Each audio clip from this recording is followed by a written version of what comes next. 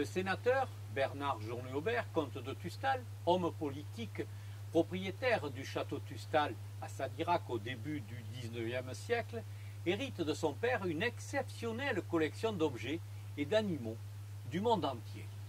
Afin de la préserver et qu'elle soit visible par les habitants de Bordeaux, il en fait don au musée d'histoire naturelle de la ville. Je vous propose de découvrir cette histoire sadiracaise avec Nathalie Mémoire, la directrice du Muséum d'histoire naturelle de Bordeaux, où sont conservés les restes de ce don.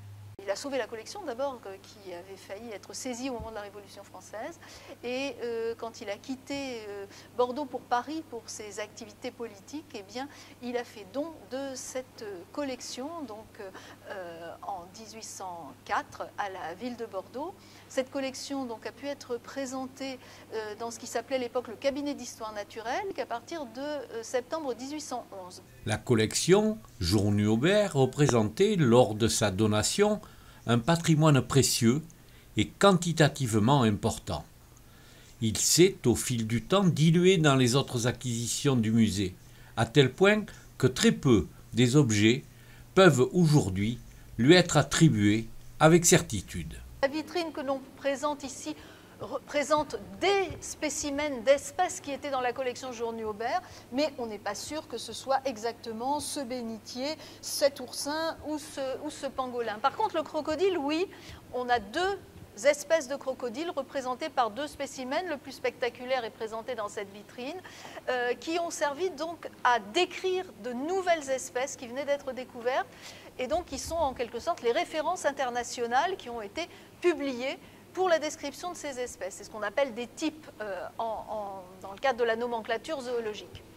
Alors, le Muséum de Paris, comme on l'appelait à l'époque, le Muséum national aujourd'hui, était très envieux de ces deux crocodiles et le célèbre Georges Cuvier, qui était évidemment la référence en matière d'études des reptiles, a essayé de récupérer ces spécimens, puis ensuite Étienne Geoffroy Saint-Hilaire, puis Blainville. Donc pendant 30 ans, le Muséum de Paris a essayé de solliciter, d'échanger ces crocodiles contre d'autres spécimens.